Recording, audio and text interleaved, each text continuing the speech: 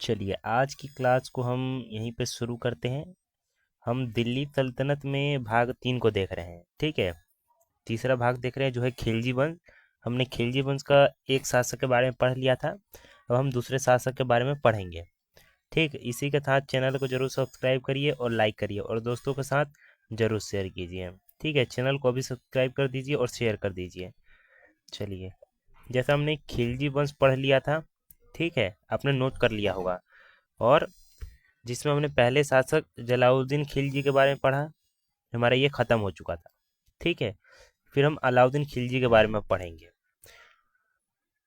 ये गद्दी पर कब बैठे? 1296 में। कब? 1296 में गद्दी पर बैठे। कब तक? 1316 ई तक। ठीक है, चलिए यहीं से क्लास आज अपनी शुरुआत होगी।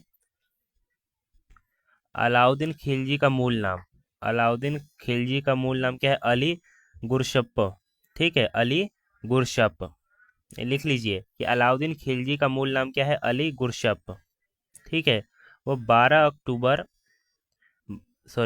अक्टूबर 1296 को जलालुद्दीन का वध करके सुल्तान बना।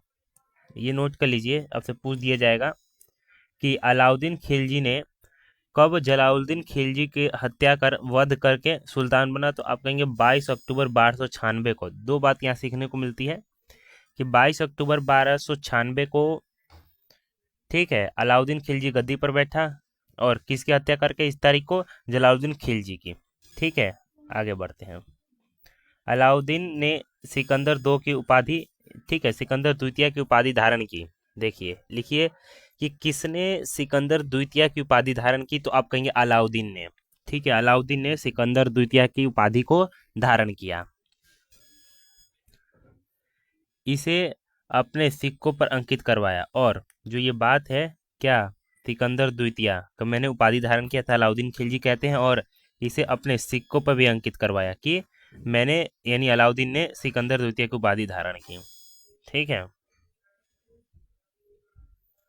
अलाउद्दीन के समय के प्रमुख विद्रोह, अलाउद्दीन के समय के प्रमुख विद्रोह विद्रोह कौन कौन से थे? देखिए, नवा मुसलमान विद्रोह। नोट कीजिए, ऊपर लिख लीजिए कि अलाउद्दीन खिलजी के समय प्रमुख विद्रोह निम्नलिखित है। पहला, नवा मुस्लिम विद्रोह। कब हुआ? 2299 में। ठीक है, खमस के प्रश्न पर यह विद्रोह हुआ, नवा मुसलमान विद्रोह 1299 में। अगला विद्रोह है भतीजे अकत खां का विद्रोह, भतीजे अकत खां का विद्रोह। ठीक है, इस अवसर पर मानिक नाम के एक दास ने उसकी प्राण रक्षा की थी। बस इतना लिखिए कि अलाउद्दीन खिलजी का पहला कौन सा विद्रोह है? नव मुसलमान विद्रोह 1299 में, और भतीजे अंकत खां की विद्रोह।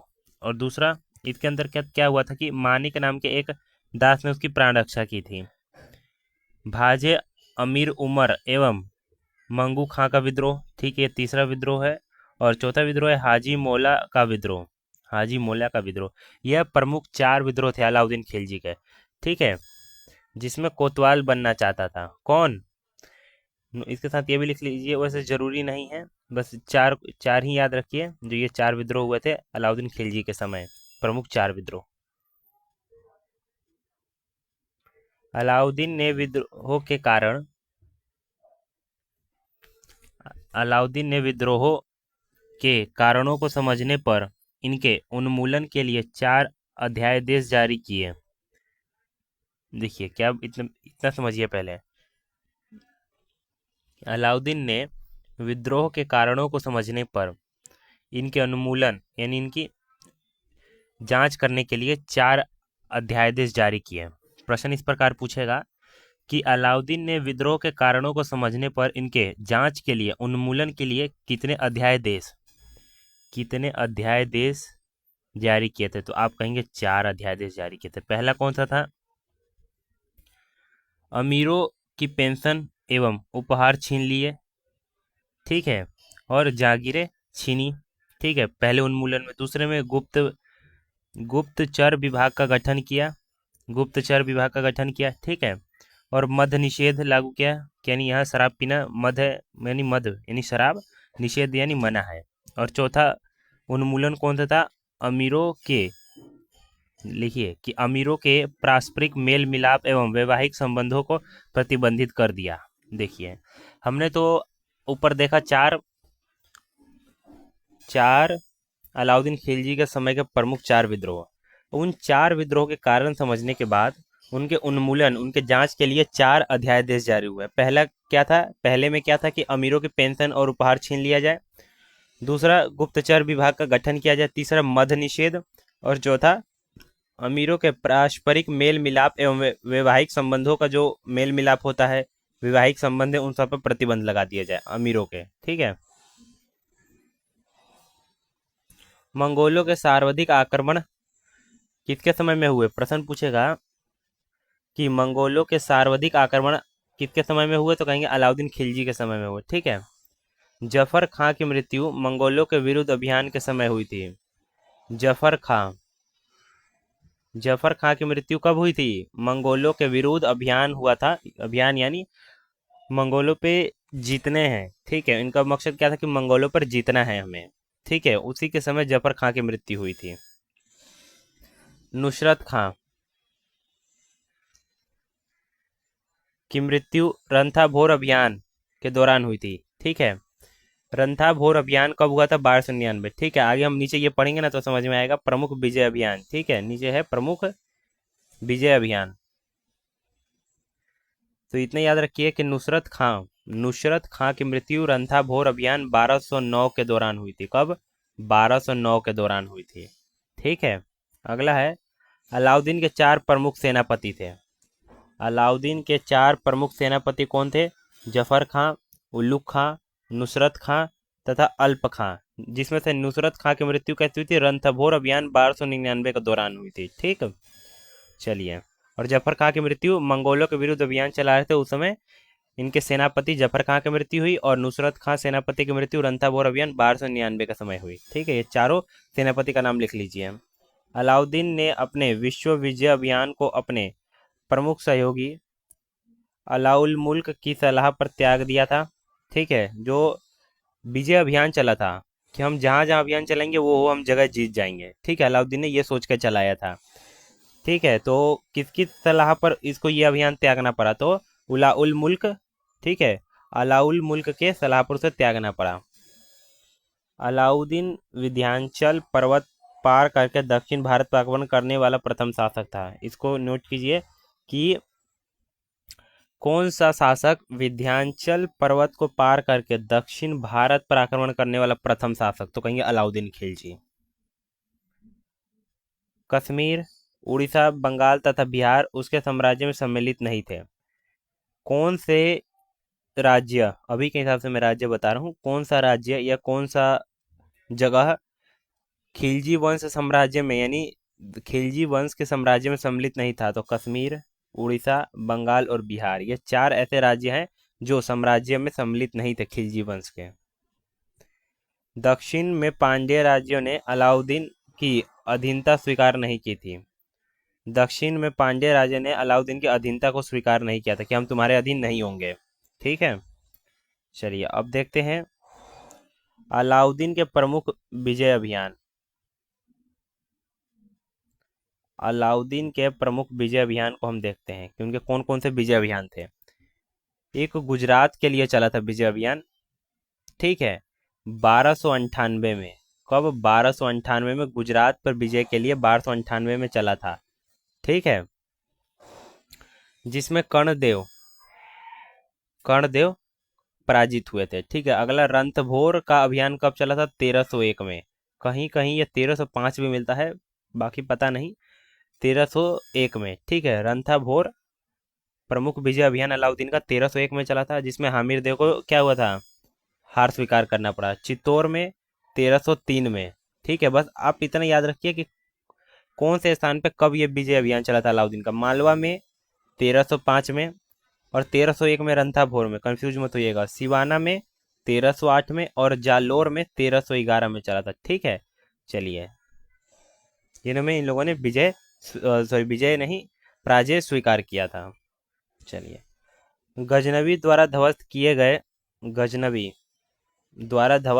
गए सोमनाथ मंदिर का जीर्णोद्धार किसने करवाया? तो आप कहेंगे कुमारपाल ने करवाया। ठीक है। अलाउद्दीन की सेना ने इसे फिर लूटा। देखिए, गजनवी द्वारा ध्वस्त कर दिया गया था सोमनाथ मंदिर को। ठीक है। तो सोमनाथ मंदिर का जीर्णोद्वार किन्होंने कराया? कुमारपाल ने करवाया। ठीक है। अलाउद्दीन की सेना ने फिर इसे लूट लिया। कर्ण बेघला की पत्नी कमला देवी से, कर्ण बेघला की पत्नी कौन थी? कमला देवी। ठीक है। से अलाउद्दीन ने विवाह किया तथा उसे अपनी प्रिय रानी बनाया। देखिए, इस बात को भी नोट कर लीजिएगा। कमला देवी को, कमला देवी से अलाउद्दीन खिलजी ने विवाह किया, तो उससे पहले वो किसकी पत्नी थी? कर्ण बेघला की पत्नी थी। ठीक है। चलिए, काफूर हजार, काफूर हजार दिनारी को नुसरत खान ने गुजरात अभियान के समय खंभात से खरीदा था। देखिए, नुसरत खान ने गुजरात अभियान जब चल रहा था, गुजरात अभियान कौन था? 1298 में। ठीक है। प्रमुख विजय अभियान में गुजरात अभियान है 1298 में। तो नुसरत खान कौन था? सेनापति ने गुजरात अभियान के समय खंभात से, खंभात से किसको खरीदा था? तो आप कहेंगे कि काफूर हजार दिनारी को खरीदा था। ठीक है। काफूरी को किसकी उपाधि दी गई? ठीक है। काफूरी को नुसरत खान ने गुजरात अभियान में खरीदा था 1298 में। ठीक है। तो काफूरी हजार दिनारी को ताज उल मुल्क की उपाधि मिली। किसकी उपाधि मिली? ताज उल मुल्क की उपाधि मिली। सैनिकों को, अब देखिए ये काफी बड़ा है तो इसमें बताता हूँ आपको नोट क्या करना है और समझते चलिए। सैनिकों को नगद वेतन देने की प्रथा को किसने शुरू किया? अलाउद्दीन खिलजी ने शुरू किया। ठीक है।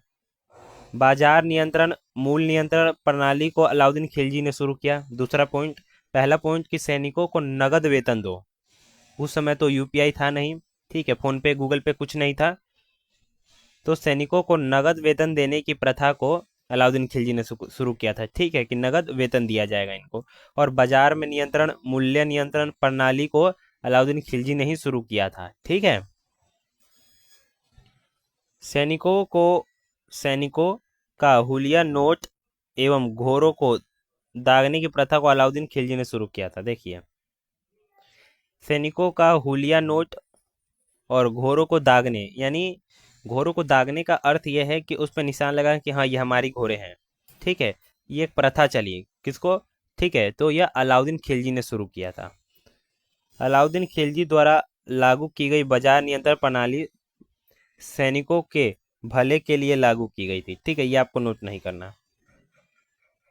ठीक। अगला, इन्होंने सैनिकों के लिए 1303 में नए सैनिक नगर सीरी का निर्माण करवाया। ठीक है। नगर सीरी का निर्माण किसने करवाया? तो कहेंगे अलाउद्दीन खिलजी ने 1303 में नए सैनिक के लिए करवाया। नए सैनिक नगर नगर सीरी का निर्माण करवाया 1303 में। अलाउद्दीन खिलजी दिल्ली सल्तनत का प्रथम शासक था जिसने सर्वप्रथम दक्षिण भारत को जीतने का प्रयास किया। इस प्रकार से प्रश्न पूछेगा, ये आपको नोट करना है। जो हाईलाइट है वही आपको नोट करना है। तो क्या पढ़ रहे थे हम कि अलाउद्दीन खिलजी दिल्ली सल्तनत का एक ऐसा प्रथम शासक है जिसने सर्वप्रथम यह प्रयास किया था कि मैं दक्षिण भारत को जीतूंगा। ठीक है। कि दक्षिण भारत को जीतने का प्रयास किया अलाउद्दीन खिलजी ने। दिल्ली का सल्तनत का प्रथम ऐसा शासक था। चलिए, शरियत, शरीयत के, ठीक है, शरीयत के नियमों की अवहेलना करने वाला दिल्ली सल्तनत का प्रथम शासक अलाउद्दीन खिलजी द्वारा लागू किया गया था। देखिए क्या लिखा है, शरिया या शरीयत। पहले ये देखिए कि शरिया और शरीयत होता क्या है। ठीक है। ये एक प्रकार का कानून है। ठीक है, नियम है एक प्रकार का, शरिया और शरीयत। देखिए क्या है, शरीयत के नियमों की अवहेलना करने वाला दिल्ली सल्तनत का प्रथम शासक अलाउद्दीन खिलजी द्वारा लागू किया गया था। ठीक है, इस बात को नोट करिए। खमस कर एक लूट कर था। खमस कर कैसा कर था? तो एक लूट कर था, यानी उसे लूटा जा रहा था उस कर से केवल। ठीक है। तो बस इतना याद रखिए कि खमस कर एक लूट कर था। धर्म एवं राजनीति को पृथक करने वाला शासक अलाउद्दीन खिलजी था। धर्म, देखिए क्या नोट करना है, धर्म एवं राजनीति को पृथक करने वाला शासक कौन? अलाउद्दीन खिलजी। भूमि माप की प्रथा, बीघा विश्वा प्रथा के अलाउद्दीन खिलजी ने शुरू किया था। भूमि जैसे आप नापते हैं ना, कट्ठा, बीघा, गज, ठीक है, तो बीघा प्रथा, बीघा एवं विश्वा प्रथा को किसने शुरू किया था? अलाउद्दीन खिलजी ने शुरू किया था। ठीक है। अलाउद्दीन के 1296 के दक्षिण अभियान, देखिए आगे नीचे हम दक्षिण अभियान के बारे में पढ़ेंगे। अलाउद्दीन के 1296 में जो दक्षिण अभियान चला, रंथाभोर अभियान तथा चित्तौड़ अभियान के समय अमीर खुसरो के साथ गए थे।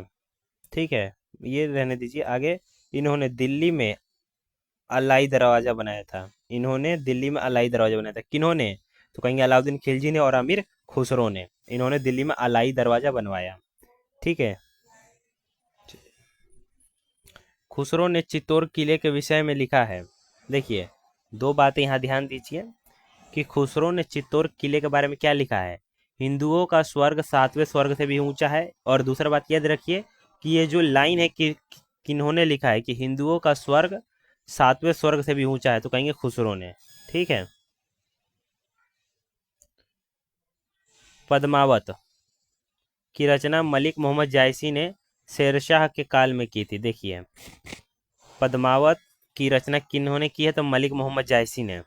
ठीक है, शेरशाह के काल में हुई है पद्मावत। इस बात का ध्यान रखिएगा कि रचना किन्होंने की है? मलिक मोहम्मद जायसी।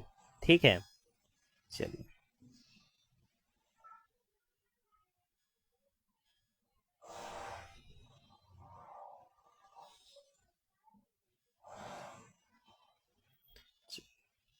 यहाँ हम देख रहे थे कि पद्मावत की रचना मलिक मोहम्मद जायसी ने की। किनके काल में? शेरशाह के काल में। ठीक है। अलाउद्दीन ने देवगिरी के शासक रामचंद्र देव के साथ सम्मानपूर्वक व्यवहार किया तथा उसे राय राहन की उपाधि दी। राय राहन की उपाधि किसको मिली है? तो आप कहेंगे शासक रामचंद्र देव को, देवगिरी के शासक रामचंद्र देव को। ठीक है, देवगिरी यानी यादव वंश। ठीक है। और किन्होंने दिया? अलाउद्दीन खिलजी ने यह उपाधि दी है। किसको दी है? देवगिरी के शासक रामचंद्र देव को। कौन सी उपाधि? राय राहन की। ठीक है। इसके अतिरिक्त उसे स्वर्ण छत्र, 1 लाख स्वर्ण टका तथा गुजरात के नौसारी की जागीर प्रदान की है। ठीक है। तेलंगाना के शासक प्रताप रुद्रदेव द्वितीय से मलिक काफूर कौन थे? ऊपर हमने पढ़ा था। ठीक है, मलिक काफूर ने कोहिनूर हीरा प्राप्त किया था। देखिए, ये बात लिखिए कि तेलंगाना, देखिए हाईलाइटर काम नहीं कर रहा था, बस इतना लिखिए, मैं बोल रहा हूँ। तेलंगाना के शासक प्रताप रुद्र द्वितीय से मलिक काफूर ने कोहिनूर हीरा प्राप्त किया था। ठीक है। मलिक काफूर ने कोहिनूर हीरा कहाँ से प्राप्त किया था? तेलंगाना के शासक प्रताप रुद्र द्वितीय से। ठीक है।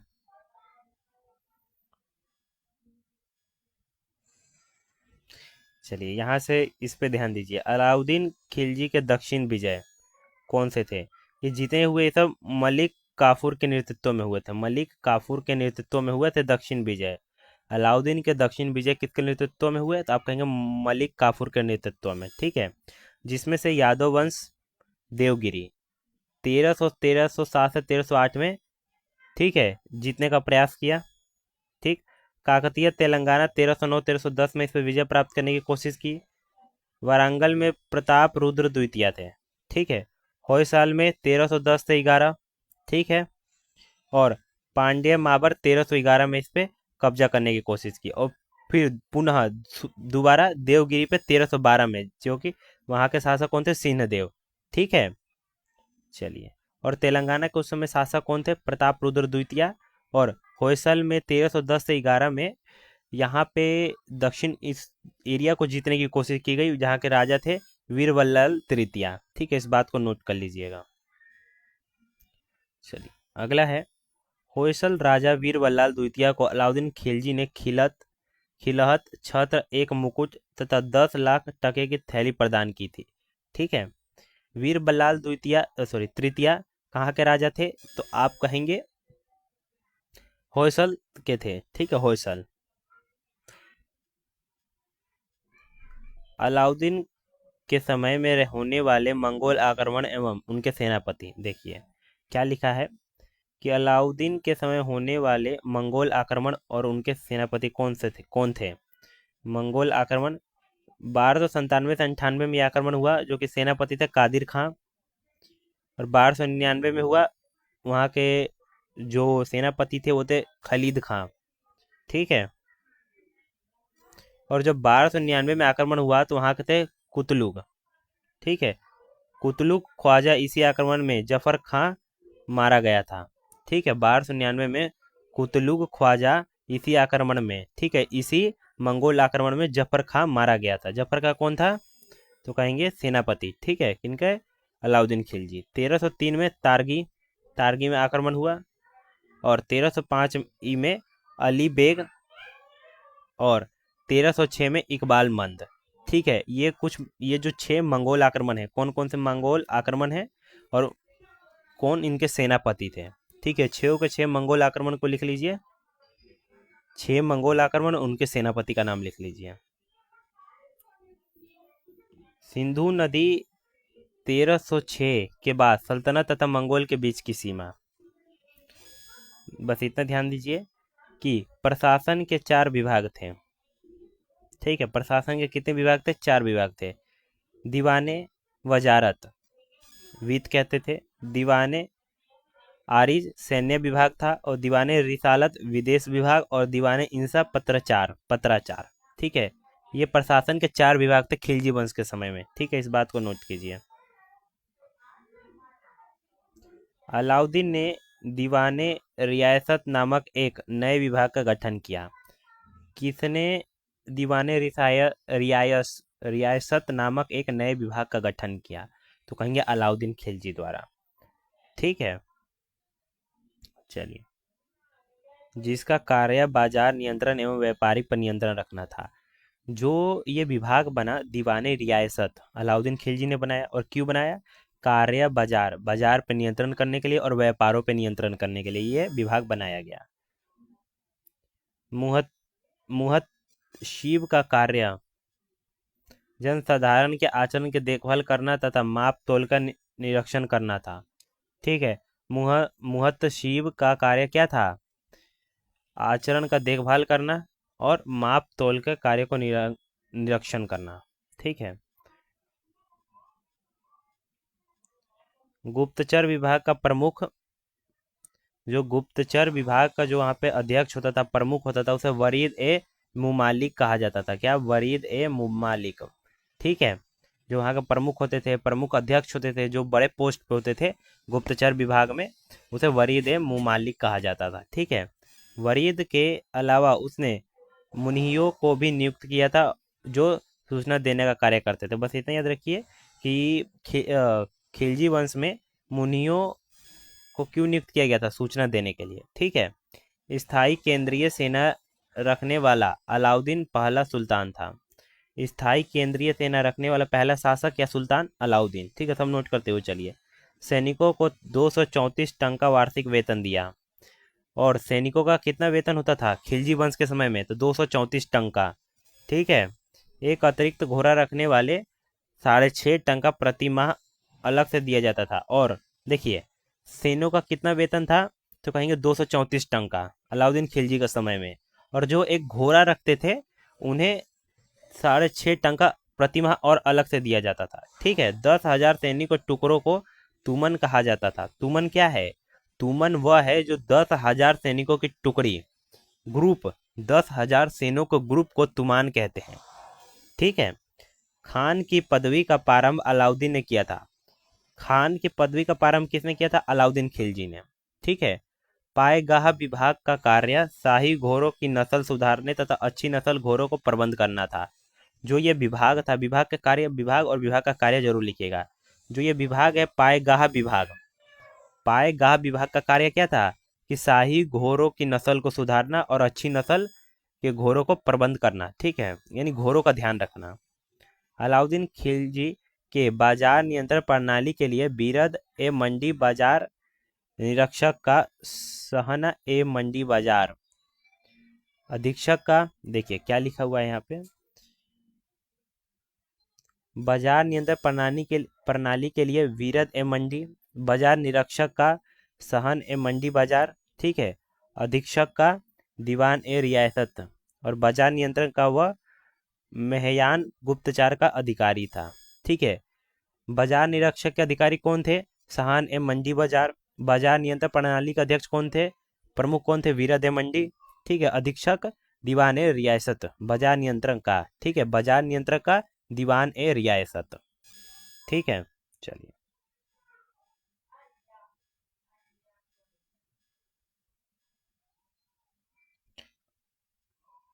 अगला है, अलाउद्दीन का दीवाने रियासत याकूब था। अलाउद्दीन के दीवाने कौन थे? रियासत याकूब। तथा सहाना ए मंडी मालिक, सॉरी, सहाना ए मंडी मलिक कबूल था। सहाना ए मंडी कौन था? मलिक कबूल। सहाना ए मंडी कौन था? कबूल। ठीक है। वजीर कौन होते हैं? वजीर ख्वाजा खातिर, नुसरत खां और काफूर। ठीक है, वजीर ये लोग थे। और दीवाने आरिज, मलिक नसरुद्दीन, मलिक सिराजुद्दीन। ठीक है। दिल्ली कोतवाल अला उल मुल्क। ठीक है, ये लिख लीजिएगा। अगला है, सराय अदल सरकारी सहायता प्राप्त बाजार था। देखिए क्या लिखा हुआ है कि सराय अदल सरकारी सहायता प्राप्त बाजार था ये। ठीक है। इसमें अधीनस्थ प्रदेशों के अतिरिक्त विदेशी माल भी बिकता था।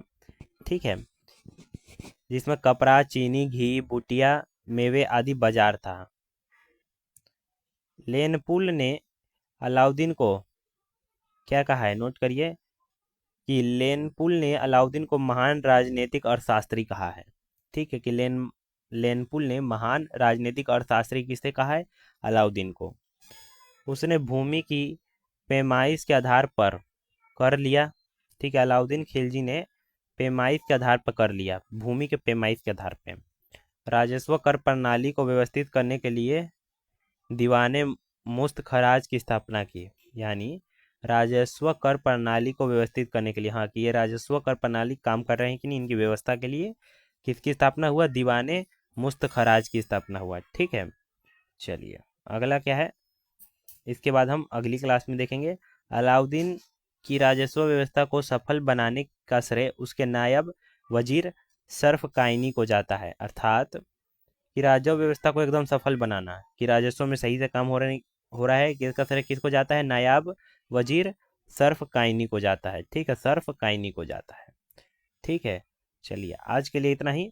फिर इसके बाद से हम अगली क्लास में पढ़ते हैं। चैनल को जरूर सब्सक्राइब करिए और दोस्तों के साथ जरूर शेयर कीजिए।